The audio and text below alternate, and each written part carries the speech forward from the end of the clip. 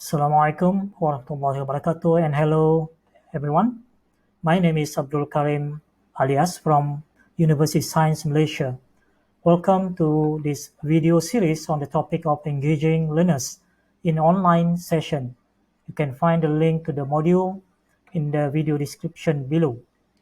This is part 8 of the video series. In part 7, I talk about the main elements of cognitive presence.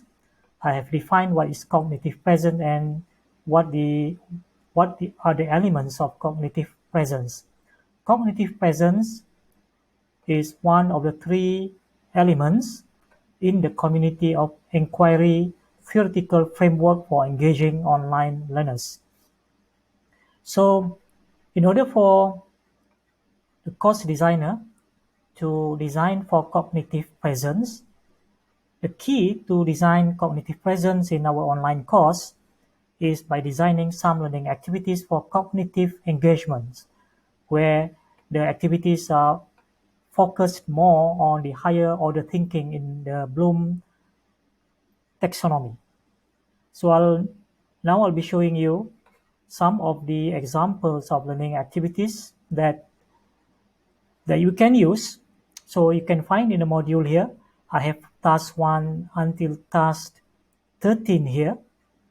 And all these tasks are actually example of learning activities at different levels of cognitive level in the Bloom taxonomy.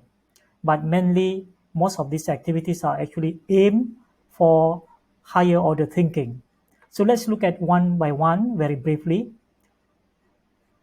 So we can design a simple task as part of cognitive presence or to get the cognitive engagement of the students in our course, as simple as by asking so-called essential questions.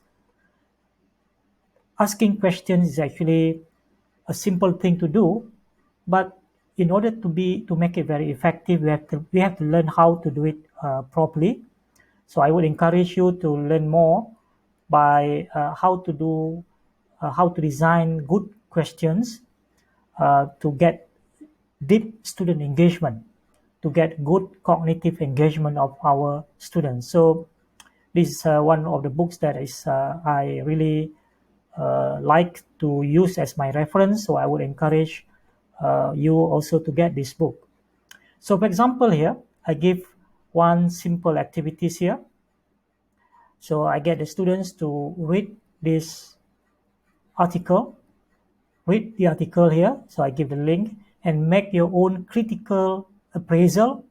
So we want them to really think about the content, about the facts, the points make in the article, and then make their own so-called critical appraisal. Then I just want the students to post one essential questions, a question that really very critical kind of questions that question about something about in the article. So engage them in the thinking process here. Then as we can use a tool like Mentimeter here, and you can embed the Mentimeter in your course, and then ask them to post the questions. Then we can go through together with a bigger group, with the whole class. We can go through the questions. We can discuss. We get the students to also, provide their thought, share their thought on the questions here.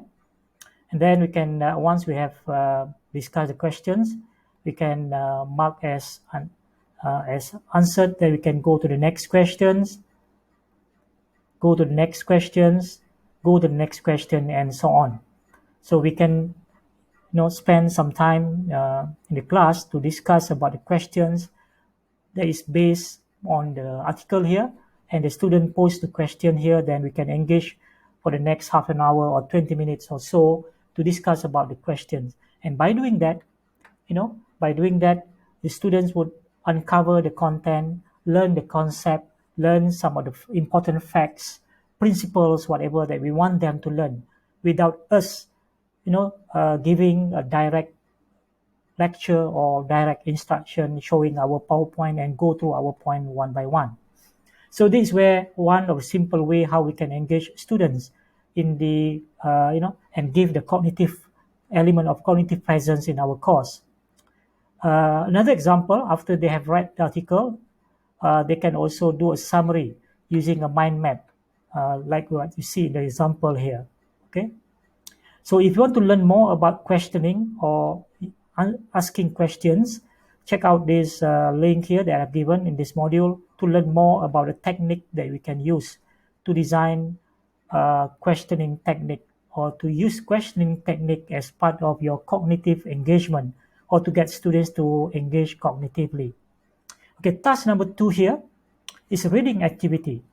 Actually, reading activity can be a very powerful way of engaging the students cognitively. So choose, let's say, if let's say you want to go through one topic.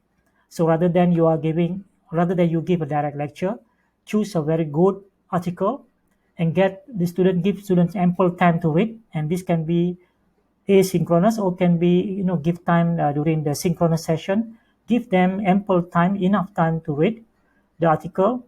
And then what you can do, you can give them a series of quiz questions. One of my favorite tool that I use for this purpose is called Socrative.com.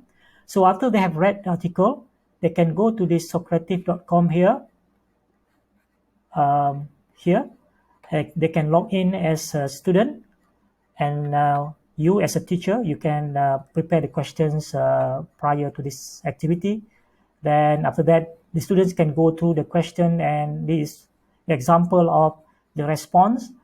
You can see here, these are the name of the student, these are the score, and these are the results. You can see here, there are 6 questions based on the reading activity just now. The red color here means the students got it wrong, wrong answer. The green is correct answer. So you can see here from the color or the percentage of the questions, the performance of the students here, you can get some idea whether the students have learned something useful from the article, the content that they want them to learn. So this is also one simple way of getting the students to engage cognitively. Task number 3 here, learn more. So here you give the activity to the student to watch a video. So you choose a video. It can be your own video. It can be any video relevant to the content of the topic.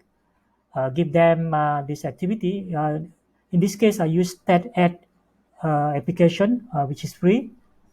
Then what you can see here, the students start with watching the video. Then after that, they will go through these steps: think, dig deeper, and discuss. As you can see here, think. So this is where the students would engage cognitively here. Then you can take them deeper, they dive in deeper into the content, and then discuss. Let's see how it looks like. So this TED-Ed, very good tools that you can use. So you have chosen the video for them to watch. Give them the clear instruction here. Then they will watch the video. Then after that, they will go to the next step. You can see here, when I put the cursor here, there are 5 multiple choice questions and 5 open answer questions. So if the students click this, then you can see there are 10 questions. So they will go through each of the questions here. If they get it wrong, actually, they can go back to the video and watch the video and do it again. So they will go through each questions here until they have completed this part of the activity. So this is where the cognitive engagement can take place. Then they will go to the next level, which is taking them deeper, into the content, into the topic. So this is where a deeper engagement, cognitive engagement can happen. So here you give them instruction to do more reading. So you give all the relevant reading here. Then after that, you go to discuss section. So all these are designed for we as a teacher. We will design all these questions to engage them deeper cognitively into the content. So that is TED. Task number 3 here, share your thought. So again, this is a reading activity. You can get the students to read the article. Task number 5 here is jigsaw. Jigsaw is very popular method to engage students with the content, especially if we have a big topic, a lot of facts. So Jigsaw is really very, very useful. And in Jigsaw method, if you do it face to face, if you are familiar, in Jigsaw you will get all the students in the course to participate. There's no one student left behind. But how do you design Jigsaw online? So here I have done a webinar with my colleague, Dr. Tay here. We shared our approach, how we design Jigsaw online.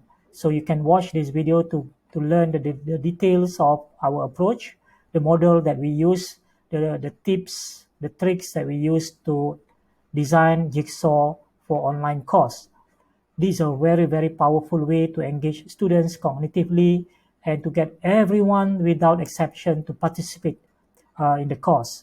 So this is where also we will achieve not only cognitive presence but also social presence as well, because students will be able to work together, they will solve the problem together, they will work in team, they would learn to agree or agree to disagree. A lot of things can be achieved in Jigsaw. Task number 6 here is debate. Some courses or some topics are, suitable for to use debate, and debate can really be a very high level of cognitive engagement in high order thinking. So we can actually design debate online. Actually, I use this. If you want to learn more, you can look at how I design this. I use Mentimeter actually.